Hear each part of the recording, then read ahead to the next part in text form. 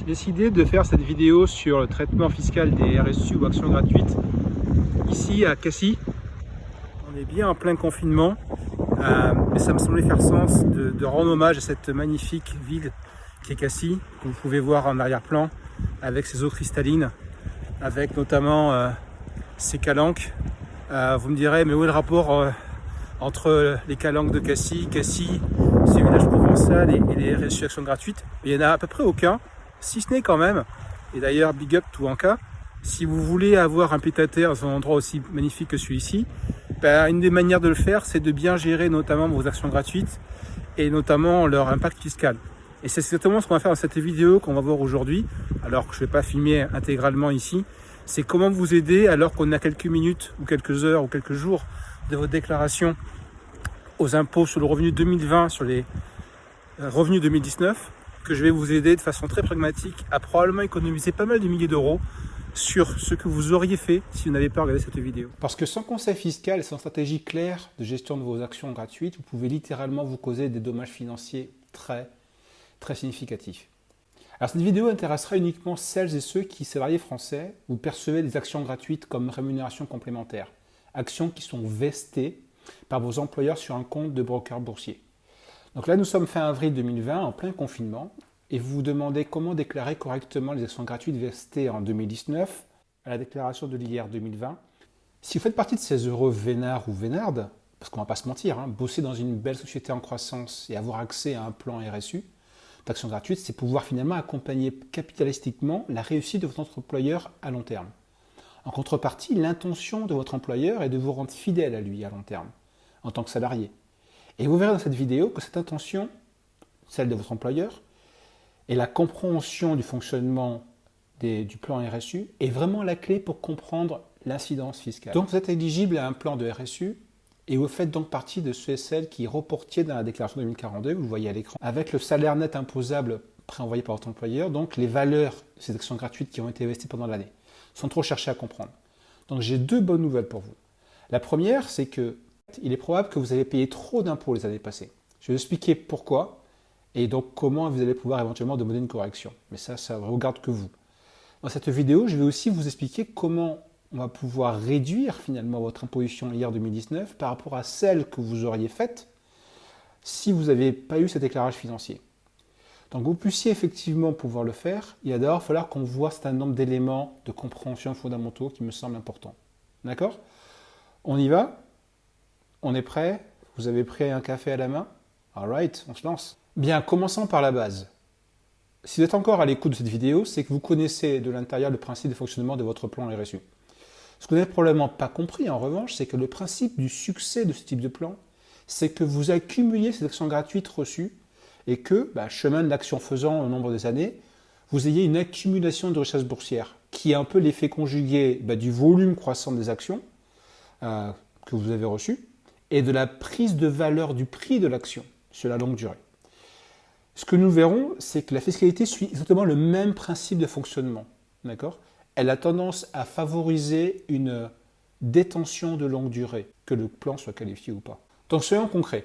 Ce que vous allez voir, c'est non pas une douche froide, c'est une cascade de douches froides.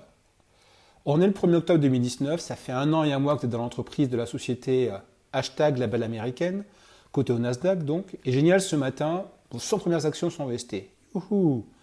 Le cours n'est pas super top, 150 $, que je vais ici garder pour les exemples qui vont suivre en euros. C'est peu ou prou le niveau auquel était l'action 1 an plus tôt, et entre-temps, elle est montée à 227 $. Mais enfin bon, c'est comme ça. Donc vous avez ce gain. Et puis, on vous apprend que le courtier fait une opération qui ressemble un peu à du racket. Une opération de sell to cover, qui va vous bouffer 20 actions sur les 100. Sell to cover, c'est deux choses. C'est la marge de l'opérateur bancaire, et c'est la retenue à la source de l'État américain, qui, quelque part, et surtout parce que votre plan n'est pas qualifié, va tout de suite récupérer sa part d'imposition sur ce qui a été effectivement vesté entre vos mains. Donc ça, c'est la première douche froide. Okay, parce que en théorie, ce montant, vous auriez bien aimé le garder pour vous, sauf que, votre plan n'étant pas qualifié, mais vous ne bénéficiez pas de cette convention fiscale entre États-Unis et France, convention qui vous permettrait d'éviter la double imposition entre cette première ponction fiscale prise à la source aux États-Unis et celle qui arrive quelque part un peu plus tard entre les mains du fisc français. Passons à la deuxième douche froide. L'entièreté des actions vestées est considérée comme un avantage en nature en France. Votre employeur, hashtag label américaine, étant assujetti fiscal et social en France, il est donc soumis à une cotisation qu'il doit payer. Il va donc ajouter à votre rémunération brute la valeur d'acquisition de ces actions gratuites. Donc cette valeur d'acquisition-là, elle va subir un total de quasi 23% de coûts de cotisation sociale qui vont donc venir diminuer votre salaire net du mois, quand bien même vous n'avez d'ailleurs pas encaissé le profit de la vente de 10 actions gratuites. D'accord? C'est ce qu'on voit très bien sur l'exemple réel que nous avons ici extrait. Donc dans votre poche, quelque part, vous allez avancer le montant de cotisation sociale, ici de 3 450 €. Puis arrive la troisième douche froide, l'imposition sur le revenu. Alors vous allez me dire, attendez, j'ai pas déjà versé 3 000 € d'impôts aux États-Unis, pourquoi me faire taxer une deuxième fois? Donc là, il y a deux options, et je ne connais pas votre situation, mais soit votre employeur vous reverse le montant Sell to Cover, sur le bulletin de paye M+1 ou M+2, et quelque part, on peut effectivement dire que finalement, vous n'avez pas de double imposition, parce que vous récupérez cette somme d'argent-là. D'accord? Dans ce cas-là, la base à considérer pour les impositions sur le revenu sera donc l'entièreté des actions qui ont été vestées à l'origine. Et option numéro 2, si votre employeur ne vous rembourse rien du tout, il y a bien une double imposition. Donc le troisième effet de douche froide que nous avons, il vient du fait que votre employeur, quand il va envoyer au fisc à la fin de l'année civile le grand total de votre rémunération imposable annuelle, il va le faire sans distinguer les différents éléments de votre rémunération. Il va donc inclure les 15 000 €, moins 3 300 €, plus et moins un ajustement de la CSG et RDS qui est non déductible, dans le grand total de votre rémunération nette fiscale annuelle. Et du coup, on va essayer de faire le calcul ensemble. D'accord? Parce que si vous indiquez dans votre déclaration d'hier 2020, basée sur les revenus 2019, on a compris la somme de 11 550, et que votre rémunération est, disons, 83 550 €, excusez-moi. Donc composé d'une part de 72 000 € de revenus, et donc la différence étant effectivement la valeur de ces actions que vous avez reçues gratuitement, voilà le coût d'imposition que vous voyez à l'écran. D'accord? Le calcul est fait pour que vous puissiez voir un peu comment fonctionne le taux d'impôt et le fait qu'on passe d'une tranche à une autre. Donc vous allez vous retrouver, sur la base de hier 2020 sur les revenus 2019, à payer 4 585 € d'impôt sur le revenu. En plus de ce que vous allez payer sur la base de votre salaire classique, quelque part de 72 000 €. On est bien d'accord. Donc en fait, les 15 000 € moins 3 000 € de retenue à la source de nos amis américains, moins 3 450 € de cotisation sociale, et donc moins total de 4 585 € d'hier 2020 sur les revenus 2019, c'est 3 165 € dans votre poche seulement, après avoir survécu à ces trois douches froides. Donc ça fait une pression fiscale de 11 000 €, soit 74%. Donc là, je pense qu'il est grand temps pour moi de vous partager cette double bonne nouvelle, parce que si je suis doté un peu d'empathie, vous devez être assez proche du dégoût ou du désespoir. Parce que quelque part, vous aviez une perspective d'enrichissement qui était liée à cette valeur brute des quantités reçues d'actions multipliées par la valeur de l'action, et vous voyez que finalement, il vous en reste à peine un quart. Donc pour pouvoir délivrer cette double bonne nouvelle, il faut bien comprendre deux choses. Il y a deux moments bien distincts. Il y en a trois, mais le premier justement n'a pas de valeur. Okay, le premier moment qui est important, c'est le jour où les actions sont vestées. C'est le jour où on se prend les douches froides 1 et 2, le sell to cover et après les retenues à la source sur votre bulletin de paye. Ça correspond sur le graphique à la date d'acquisition des actions gratuites. Pas encore une fois la date d'entrée dans le programme. Le deuxième moment à bien comprendre, c'est le jour de la cession de ces actions. Le jour où vous ferez une plus-value, ou alors, ça peut être une moins-value par rapport à la valeur de l'action au jour de l'acquisition, au jour où elle a été vestée. Dans notre cas, nous avons reçu par exemple les actions à 150 €, on pourrait imaginer qu'on va les revendre à 130 € un an ou 5 ans plus tard, allez savoir s'il y a eu un crack boursier. Donc, sur le premier moment, quelle est la fiscalité qui s'applique aux actions gratuites en France? A priori, la règle fiscale est très claire. Les actions gratuites sont imposables au barème de l'impôt sur le revenu, mais après un abattement de 50%. Donc en reportant le montant total que votre employeur envoie au fisc, vous faites une première erreur.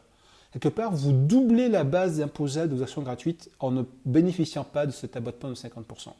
Mais attendez, il y a encore plus fort. Il y a plus fort parce que le gain d'acquisition constitue un revenu imposable, mais quand? Au titre de l'année de cession des actions. Donc non seulement vous vous apprêtiez à doubler le montant de la base imposable de vos actions gratuites, mais si en plus d'un exemple que nous avons pris, pour peu que vous n'ayez pas vendu aucune de ces 100 moins 20 actions qui ont été effectivement versés, vous vous apprêtiez à payer un impôt sur le revenu sur 2020, alors qu'il ne sera exigible qu'à la cession de vos 80 actions gratuites. Donc c'est ce qu'on appelle le fait générateur en fiscalité. Si ça se trouve, peut-être que vous n'allez pas les revendre avant 2023 ou 2025. D'accord ? Donc en résumé, l'assiette de revenu imposable sur le revenu quoi qu'il arrive est fausse. Vous ne mettez pas la bonne parce que vous ne bénéficiez pas de l'abattement de 50%. Et pour peu que vous n'ayez pas revendu les actions, le timing d'imposition est probablement faux. Ceci dit, on ne va pas vous blâmer. Quand on voit la complexité, de ce côté-là, des régimes d'imposition en France, c'est à s'arracher les cheveux.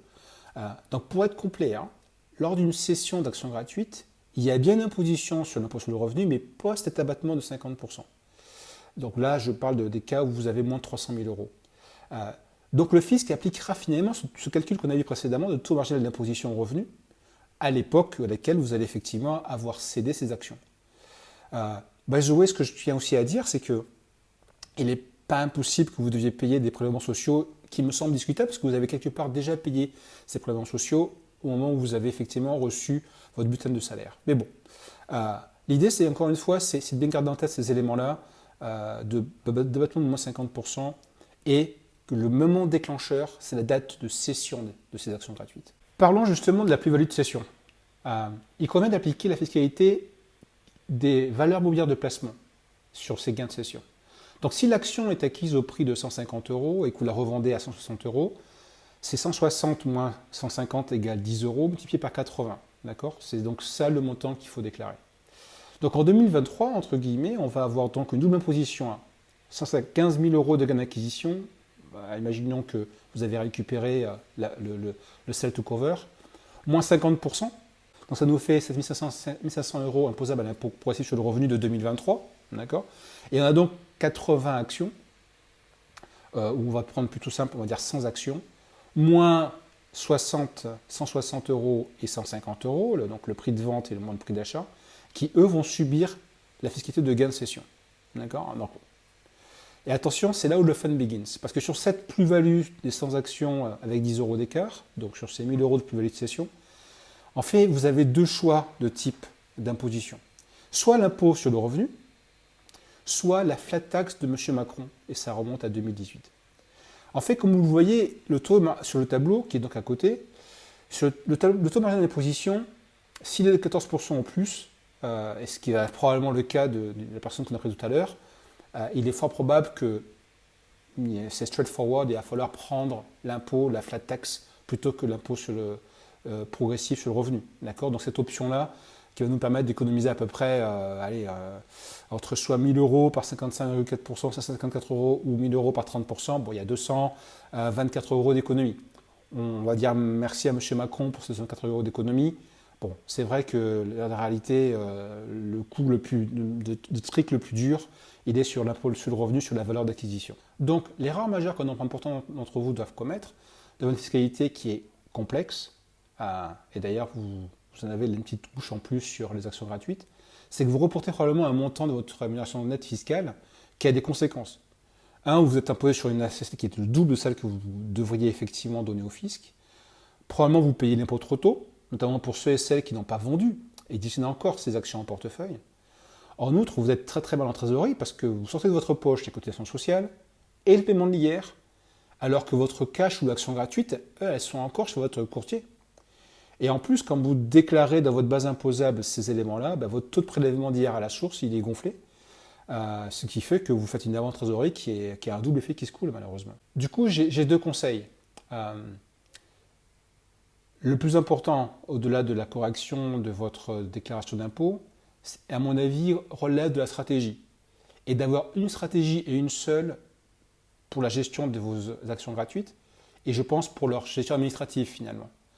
La stratégie numéro 1, c'est celle qui consiste à dire, dès que je reçois une action VST, je la vends, je rapatrie le cash et je fais autre chose avec. La numéro 2, au contraire, elles sont VST, vous gardez précieusement ces actions, vous jouez sur le long terme. Et vous ne cédez quelque part que 5, 7, 8, 10 ans après quand vous quittez l'entreprise, malheureusement. Pourquoi ? Dans le premier cas, si vous y pensez, actuellement, vous rapatriez le cash en France. L'idée, c'est que quelque part, vous pouvez mettre l'argent de côté pour pouvoir l'affecter au paiement prévisionnel de votre fiscalité sur le prix d'acquisition. Deuxièmement, le prix de cession et d'acquisition, il va être le même. Donc vous n'avez pas de plus ou moins value de cession à calculer. Vous n'avez quelque part qu'une seule imposition à gérer, et quelque part, je pense que là, vous simplifiez grandement la gestion administrative de votre fiscalité. Dans le deuxième cas, en ne vendant pas les actions OST, vous reculez d'autant la date de votre imposition. On a parlé de l'éligibilité qui était le fait générateur de la date de cession.